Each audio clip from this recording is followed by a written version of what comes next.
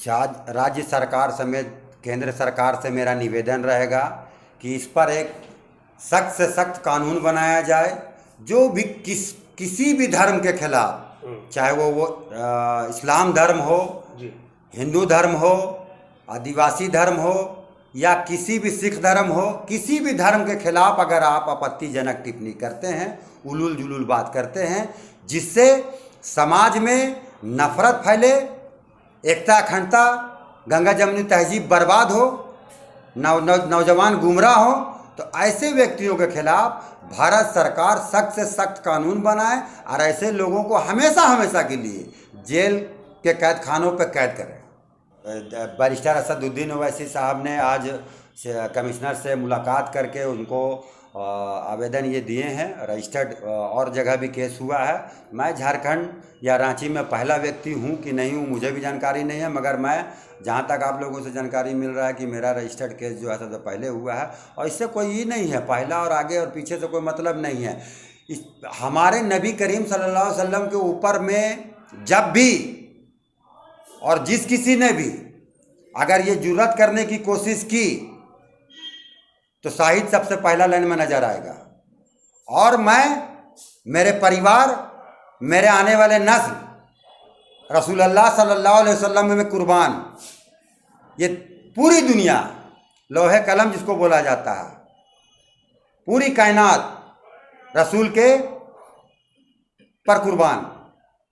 इसी बुनियाद पर मुझे ऐसा लगता है कि जैसे जानकारी मिली मैंने सबसे पहले आवेदन दिया और जा कर के FIR दर्ज करवाया। भी इससे पहले भी मैंने कहा है कि ऐसे लोग रातों रात जो है अपने चेहरा चमकाना चाहते हैं।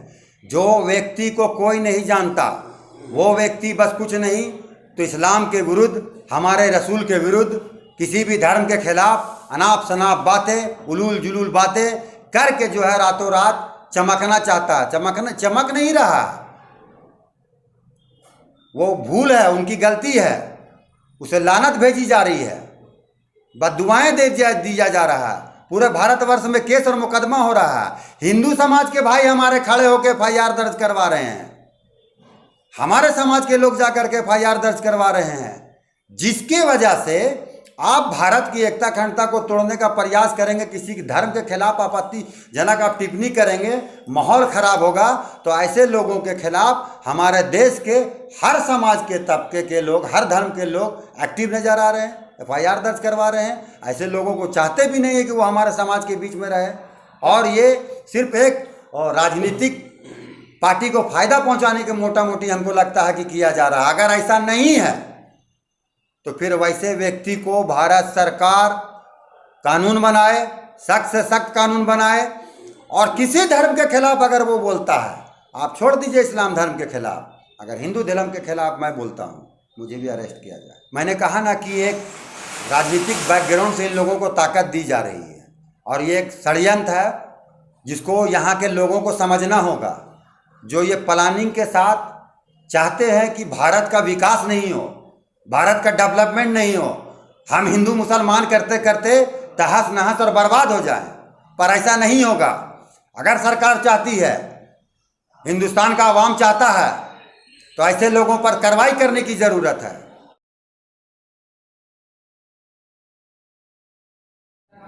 धाराएं लग गई है।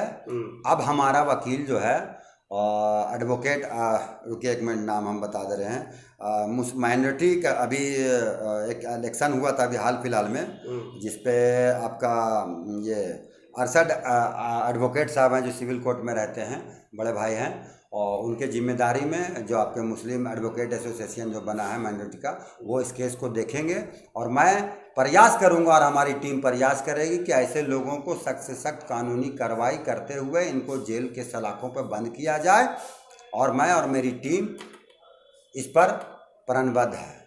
सरकार तो कहती है कि सरकार सभी के लिए, चाहे हिंदू हो, मुस्लिम हो, और मुसलमानों के लिए जो कार्य कर रहे हैं उनके लिए भी कहा कि 3 तलाक की जहाँ तक बात है, जहाँ तक वक्फ बोर्ड की बात है, जो संशोधन बिल अभी जो आया उसको लेकर के कहीं ना कहीं सरकार ये कहती है कि मुसलमानों के लिए कार्य कर रहे हैं। लेकिन इस तरह की जब टिप्पणी आती है तो उसके बाद जो कार्रवाई होती है उससे कितना संतुष्ट है? देखिए, ऐसा है कि मैंने बार बार ये मैं कह रहा हूँ और आए दिन मैं सरकार के गलत नीतियों के खिलाफ सड़क पर मैं आपको नज़र आता रहूँगा, आगे भी पहले भी। और हमारे बैरिस्टर असदुद्दीन ओवैसी साहब जो हैं सदन पर मुखालफत में खड़े रहते हैं सरकार के गलत नीतियों के खिलाफ। और जब तक ये नीति भारत के डेवलपमेंट के लिए सही नहीं होगा तब तक हम लोगों का विरोध जारी रहेगा।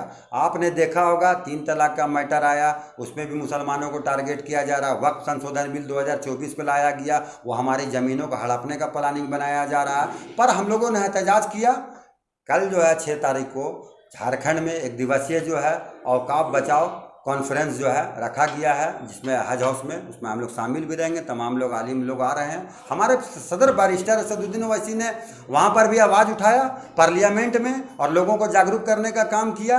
और हम सरकार की उन तमाम गलत नीतियों के खिलाफ हमारा पार्टी, हमारे सदर, हमारे तमाम विधायक और एमएलए जो भी हैं और हम लोग कार्यकर्ता जो हैं आवाज़ उठाते हैं। अगर कहें तो मुस्लिम कम्युनिटी में कितना गुस्सा देखा जा रहा है इस पिकनिक के बाद? मुस्लिम कम्युनिटी में सिर्फ गुस्सा नहीं है, बात को समझें। मुस्लिम कम्युनिटी में जो सेकुलर लोग हैं, जो हिंदू मुसलमान की एकता की बात करते हैं, जो भारत के ओरिजिनल नागरिक हैं, यहाँ तक के सनातन धर्म के मारने वाले जो वाकई में हिंदू है, वो भी नहीं चाहते हैं कि किसी के नबी के ऊपर, किसी के भगवान के ऊपर, किसी के ईश्वर के ऊपर इस तरह का शब्द भाषा का प्रयोग हो। कहीं ना कहीं लोग आहत हुए इस बात वो ना हिंदू है ना मुस्लिम है, वो असामाजिक तत्व है, वो अपराधी है, वो भारत की एकता अखंडता को तोड़ना चाहता है, वो मुजरिम है, वो जुर्म करने वाला एक व्यक्ति है। और ऐसे व्यक्तियों के खिलाफ कानून बनना चाहिए जो धर्म के नाम पर अपने धर्म को बदनाम कर रहा है। देखिए, हम लोग तो न्यायालय का और पर विश्वास रखते हैं और जा भी रहे हैं। एफआईआर के माध्यम से प्रोटेस्ट करना हमारा हक है। अगर गिरफ्तारी हो गई है, जैसा कि आप लोगों से जानकारी मिल रही है, तब तो ठीक है, आगे प्रोटेस्ट भी कर सकते हैं। मेरा अधिकार है, मुझे कानून ने अधिकार दिया है, बड़ा प्रोटेस्ट कर सकते हैं। अभी मामला ये है कि वैसे व्यक्ति को, मैं बार बार कह रहा हूँ, राज्य सरकार भी एक अपना कानून बनाए और सेंट्रल गवर्नमेंट भी, कि ऐसे व्यक्ति जो भारत को तोड़ना और बर्बाद करना चाहता, बांटना चाहता, ऐसे लोगों पर कानूनी कार्रवाई करते हुए उनको जेल के सलाखों के पीछे भेजे। तो हो रहे, आगे की क्या रणनीति रहेगी? वही हम बोल रहे हैं कि ऐसे लोगों पर हम लोग डट करके जो है मुकाबला करेंगे और ऐसे लोगों के विरुद्ध जो है न्यायालय पर 24 घंटा खड़ा रह करके हम लोग कोशिश करेंगे कि इन लोगों को जेल से कभी रिहाई नहीं हो, जो भारत को तोड़ना और मरोड़ना चाहता है। अच्छा, आखिर में क्या अपील रहेगी रांची वासियों से और झारखंड वासियों, पूरे देशवासियों से क्या अपील रहेगी इस मैटर पर, बताया आप? देखिए, ऐसा है कि मैं सोशल मीडिया जो लोग इस्तेमाल करते हैं, ये बहुत ही डेंजर चीज़ है। अगर आपको नहीं आता, इसका जानकारी नहीं है, इसका प्रयोग नहीं करें, इससे बचें। आप किसी चीज़ को, ट्विटर हो, फेसबुक हो, व्हाट्सएप हो, यूट्यूब हो, आप कोई आदमी गलत कर रहा है उसको भी आप शेयर कर दे रहे, शेयर करके आप खुद गुनहगार हो जा रहे हैं, आप भी गुस्ताख में हो जा रहे हैं। तो आपको भी बचना है, आप भी मुजरिम हो जा रहे हैं कानून के निगाह में, तो आपको भी बचना है। तो ऐसा प्रयोग नहीं करें। आपके लिए कानून का रास्ता है, आप एफआईआर करें, प्रोटेस्ट करना है, आप डीसी साहब को लेटर लिख के दें, एसडीओ साहब को लेटर लिख के दें, परमिशन मिलता है, प्रोग्राम करिए, विरोध करिए। ठीक है।